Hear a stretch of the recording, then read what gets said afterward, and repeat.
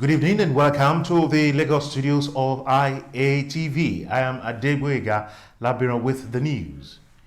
Owing to its social, economic and political significance as the commercial nerve center of the country and the sixth largest economy in Africa, Lagos state government is to benefit from the United Kingdom £38 million extended program on mobile for development in Nigeria.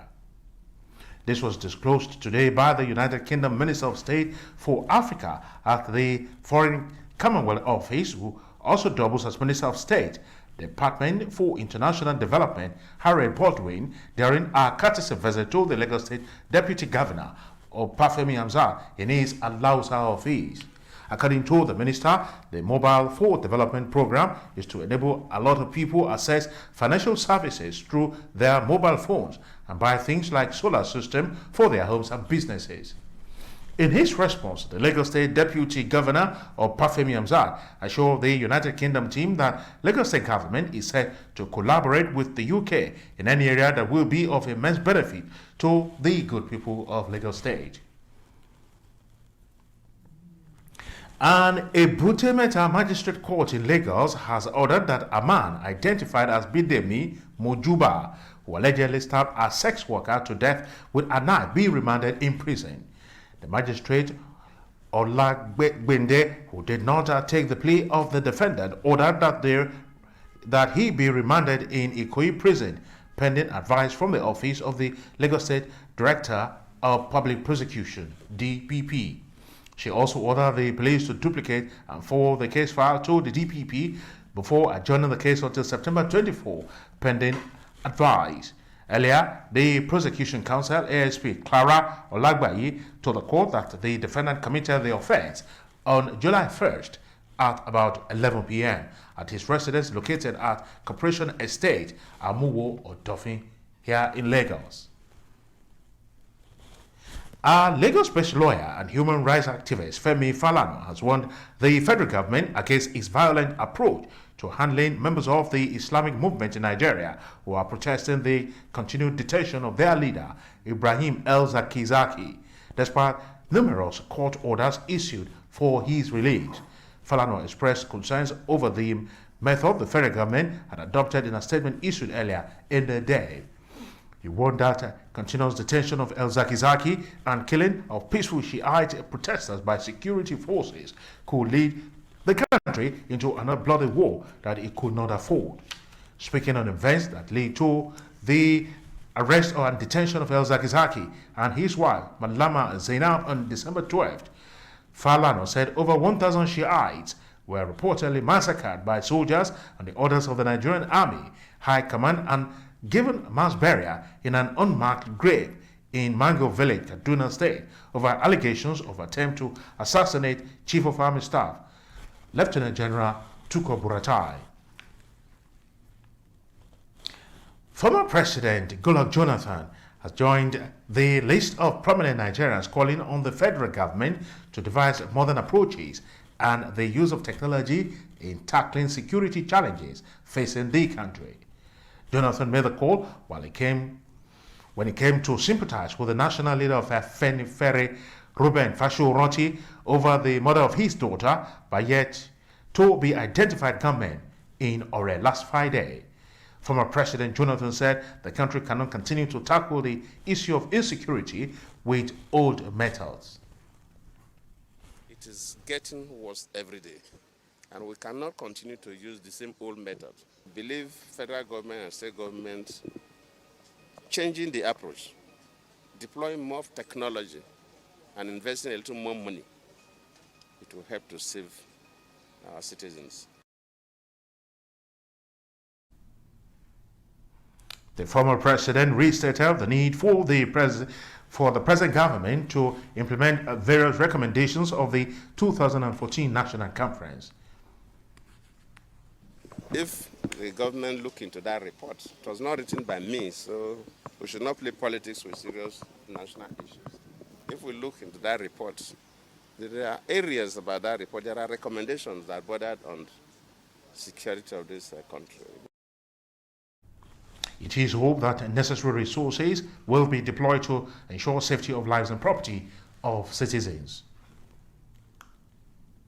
The open letter written by former President Olusegun Obasanjo to President Muhammadu Buhari has continued to generate reactions across the country, with Nigerians expressing divergent views to the letter, which predominantly called on the presidency to be more proactive, responding to the many security and economic challenges confronting the country.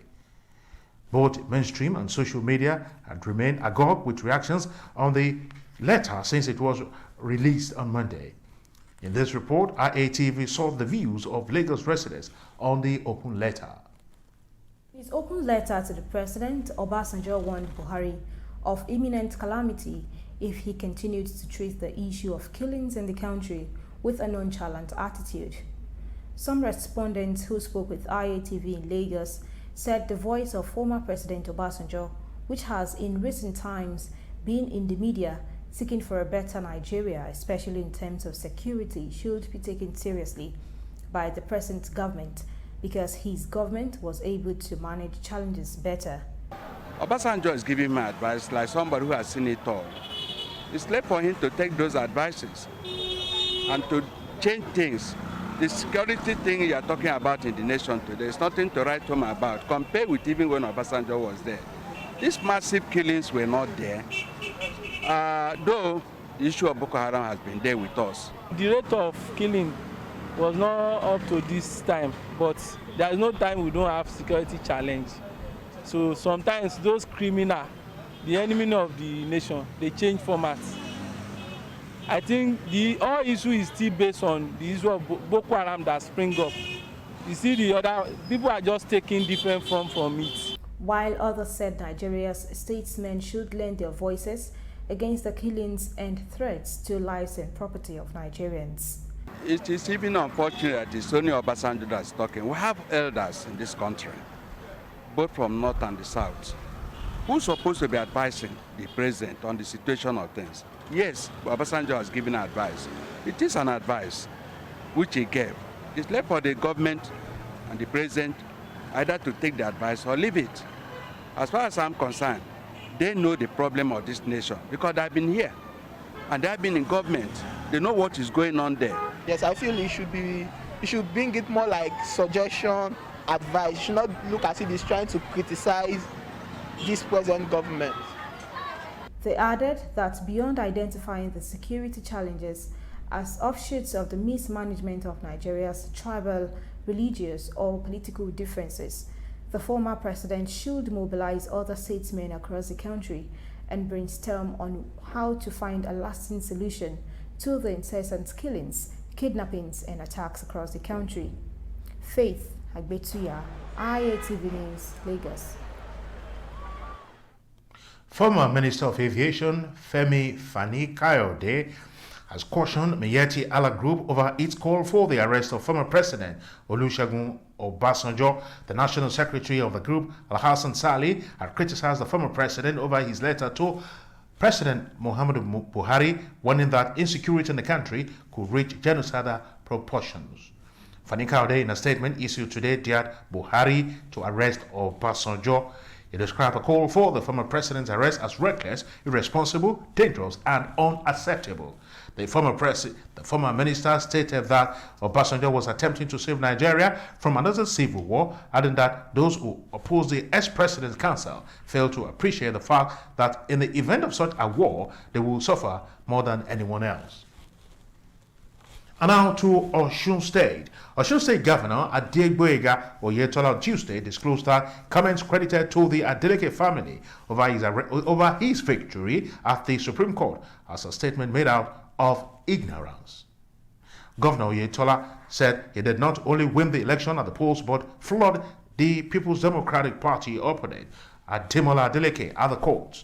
Speaking when he received a delegation of Social Democratic Party SDP leaders who came to congratulate him on his victory at the Supreme Court, Governor Oyetola said he was surprised to hear Deji Adeleke saying that his brother won the governorship election. He insists that the law is clear and there is no magic about his victory at the polls. The leader of the SDP team, Yemi Farombi, congratulated Oyetola and APC family, adding that the victory at the Apex Court was a testimony to the fact that the governor won the poll. And now the business news. A recent directive from the Central Bank of Nigeria, which requires banks to give 60% of their deposits as loans to real sector, may be putting leading deposit money banks under pressure to beef up their loans portfolio. IETV Business News spoke with some economic experts who agreed with the new lending policy from the CBN. According to them, the nation's economy deserves a drastic reduction in unemployment, building of new infrastructures, and a reduction in the rate of inflation. I think what is important is that the private sector should not be crowded out in the provision of financial services. To that extent, I think the question whether it will be 60% or 50% or 70% is not in fact the key thing. The key thing is that currently government borrowing has tended to crowd out the private sector, and this position should be reversed. It has to be handled carefully so that in the rush to try to create credit for the private sector, the banks themselves also don't end up recording higher levels of non-performing loans, which can also cause systemic pressure to the entire economy. Applaud the gesture, but the point is at what rate? Because yes, CBN is said give. At what rate? If it's still going to be at the same rate, we naturally will go to commercial banks to collect the funds, then nothing has changed. Economic experts, however, advised the Central Bank of Nigeria to ensure that loans are given to the real sector at a single-digit rate. It should be recalled that banks have shied away from lending to the real sector, preferring instead to invest in government securities due to the high-yield environment. However, the banks considered lending to the bank's preferred sectors to be more risky even when the interest income is clearly higher than the yields on government securities. It will be recalled that at the last monetary policy meeting, the Central Bank of Nigeria indicated that it is exploring ways of limiting banks' investment in government securities in order to accelerate private sector lending. Nigerian state and federal debt stock data as at 31st of March 2019 reflected that the country's total public debt portfolio stood at 24.95 trillion naira. Further disaggregation of Nigeria's total public debt showed that 7.86 trillion naira, or 31.51% of the debt, was external, while 17.08 trillion naira, or 64.49% of the debt, was domestic. Similarly, total domestic debt was 3.97 trillion naira, with Lagos State accounting for 13.64% of the total domestic debt stock, while Yobe State has the least debt stock in this category with a contribution of 0.68% to the total domestic debt stock. The Nigerian Employers Consultative Association has urged the federal government to reassess its strategies and reforms towards a radical industrialization of Nigeria. Director General of NECA, Timothy Olawale, made this call in a statement made available in Lagos. He said that this became necessary and urgent in view of the fact that Nigeria recently signed the African Continental Free Trade Agreement, and there was a need to make Nigeria the hub of economic activities in the West African sub-region. He further noted that the country must benefit maximally from the AFCFTA, urging government to stimulate production rather than increase taxes, adding that if government can muster political will to take both steps, Nigeria in no time might become the industrial hub of the African continent.